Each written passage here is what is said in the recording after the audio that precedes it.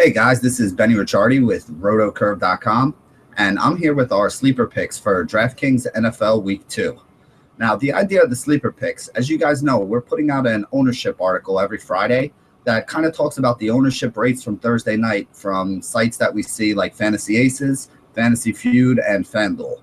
And the idea of the sleeper pick section is that we're going to try to look at some of those guys who are really low owned that we think you can put in your lineup and give you a good chance to have a big upside return if you're playing in a tournament.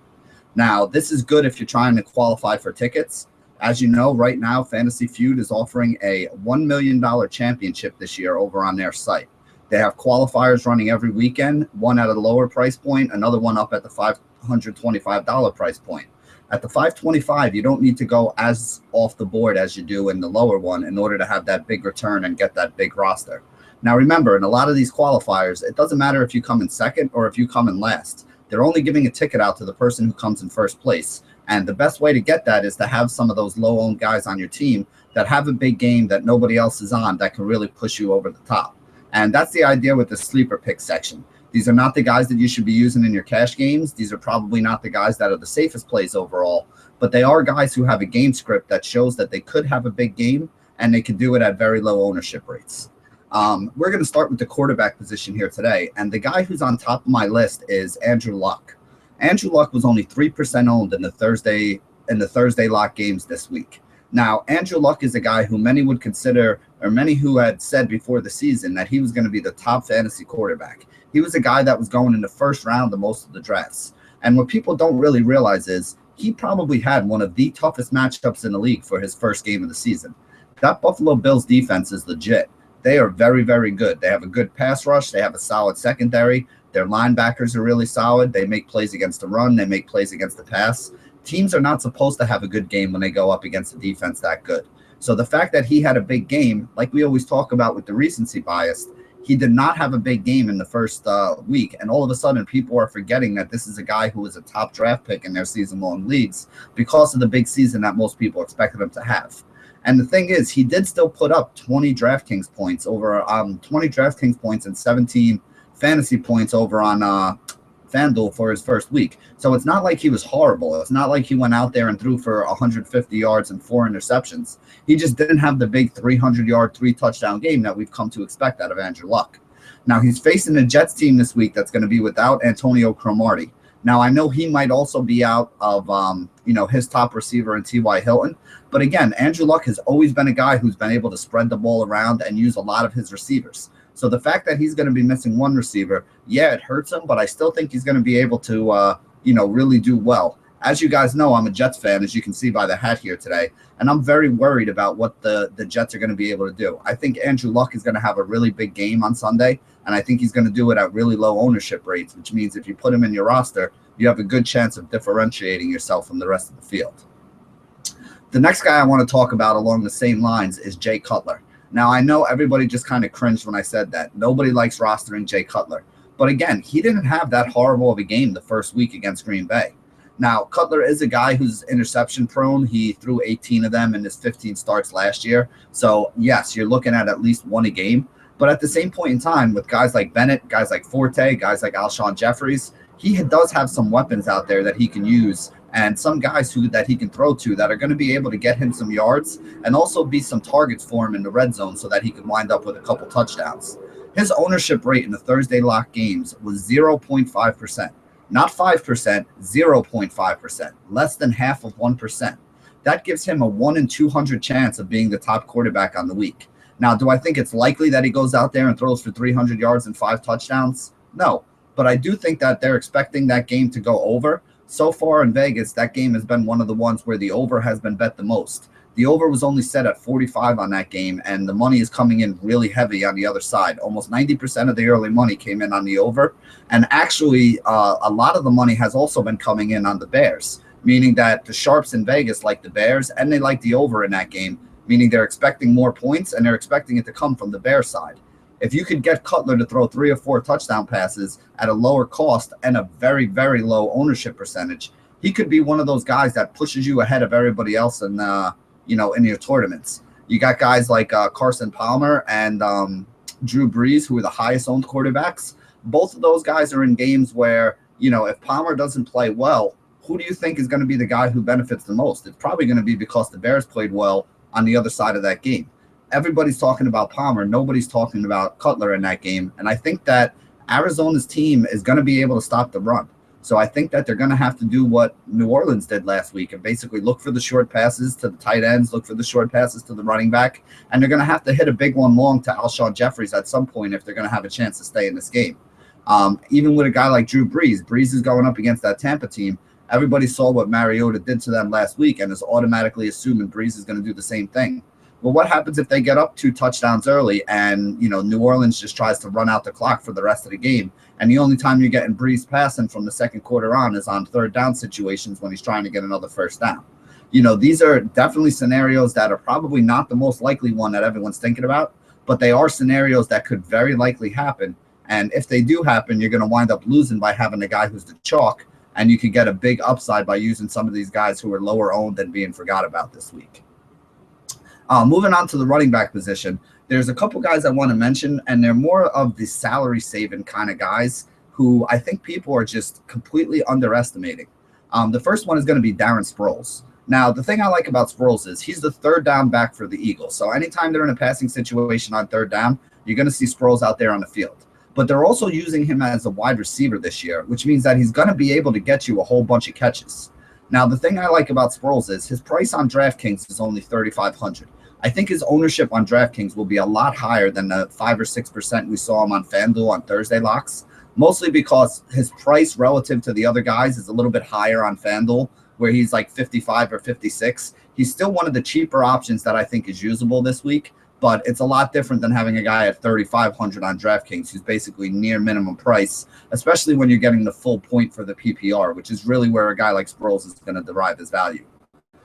Either way, I just think that he's being underutilized, under-talked about, and kind of slept upon. And also, you got to remember, he also runs back punts for them too, so he gives you that big upside as well. There's a lot of positives to using a guy like Sproles, especially in the tournament. He can give you that big upside that you need to, really go ahead and win something, a big kind of tournament. He had 19 points last week at almost minimum price. So if you can get 5 or 6 times value out of a guy, that's something that's definitely going to help your roster, no matter who else you have on it. The other guy in that same kind of situation is Danny Woodhead. Woodhead was only 4% owned in the Thursday lock games that we saw on FanDuel, but Woodhead is a guy who gets all the third down work. He does get some carries in between the 20s, especially if they're in a hurry-up offense towards the end of a quarter, or if they're trying to come back in the third or fourth quarter. He's the guy who's going to be out there when they're running the hurry-up offense. And the thing that really puts him over the top for me is last game, anytime they had the ball inside the 20-yard line, Woodhead was the running back that's in there. So if he's going to be the third down back and also the goal line back for them, those are 2 very high fantasy point scoring situations that you like to see your running back in. One of the problems we have with guys like a Chris Ivory is that he's really only in the game on first and second down. If you don't get the third down work, you don't get that PPR or even the half PPR if you're talking about a site like FanDuel. And if you don't get the goal line work, then you're not going to be in line for touchdowns. If you don't get catches and you don't get touchdowns, then you're not going to be somebody who has a really big fantasy day. So I think Danny Woodhead is another guy who people are sleeping on a little bit that could really help you win a tournament.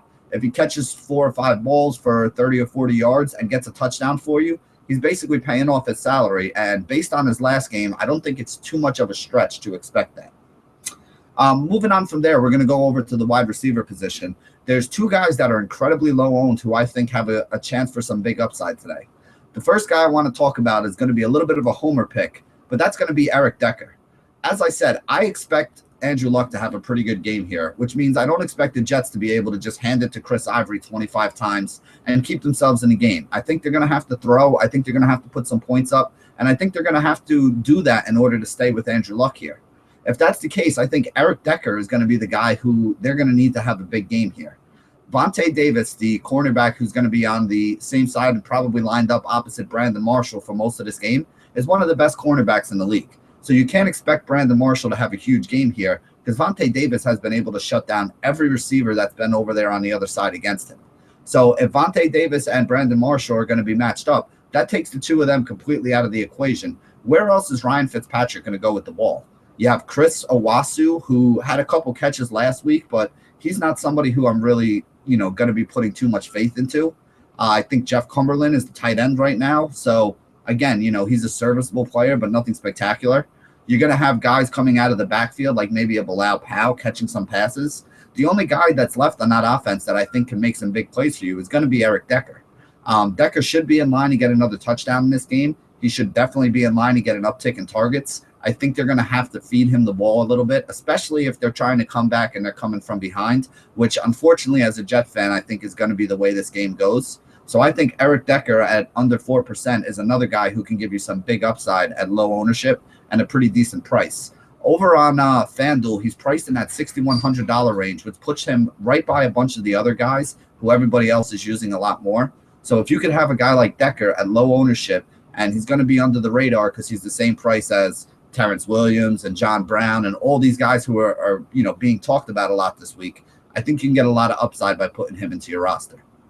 The other guy I want to talk about is Alshon Jeffries. In the two different large field tournaments that we looked at on FanDuel last night, Jeffries was less than 1% owned, or right around 1% owned. On Fantasy Feud, his ownership was pretty low, and even over on even over on Fantasy Aces last night, you didn't see high ownership rate on him for the weekend games. I think most people have it in their mind that Arizona is going to just blow out Chicago, and everybody's using Carson Palmer and John Brown, even seeing a lot of Larry Fitzgerald going into some people's rosters. But remember, Vegas only has this as like a 2.5-point spread.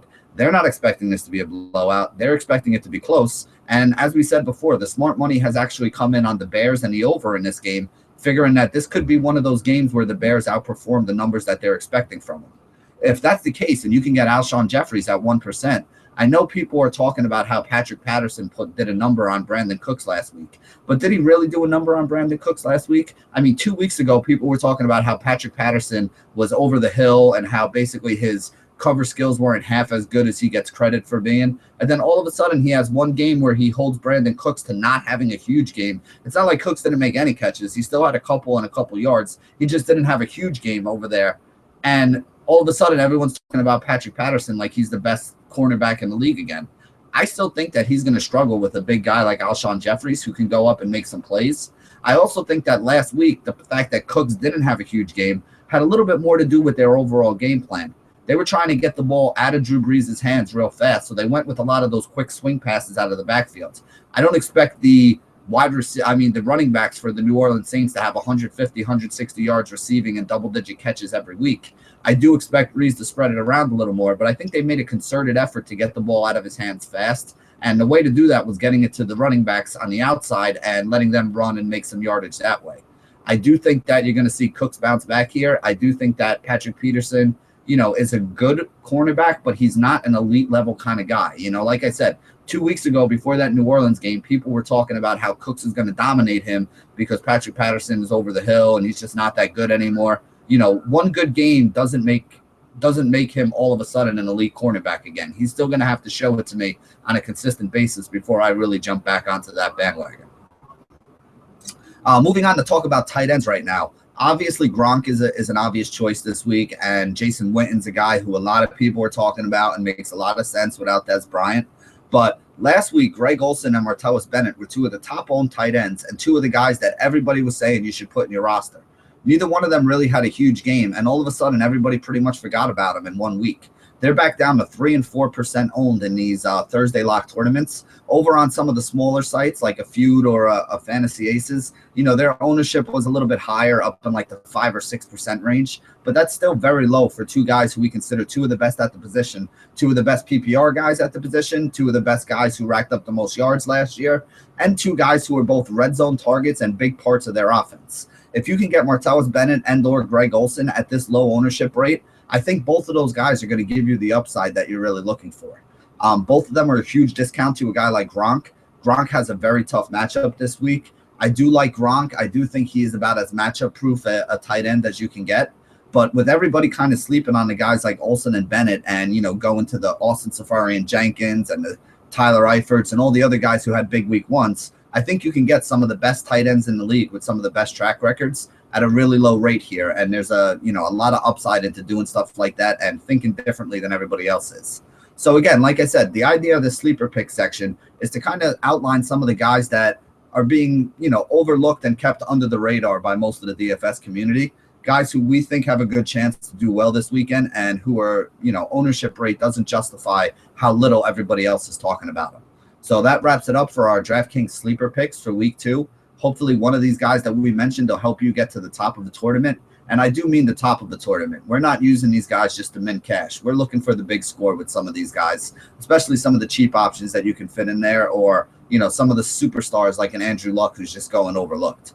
If you can catch one of these guys on the right game with the low ownership percentage, that's the way to get a big score in whatever tournaments you're playing in this weekend, whether it's the Millie Maker or something else over on DraftKings that has a nice, nice little bit of overlay for you. These are some of the guys that I'm going to be having in my rosters. Thank you for joining us here at rotocurve.com. And as always, stay classy, DFS.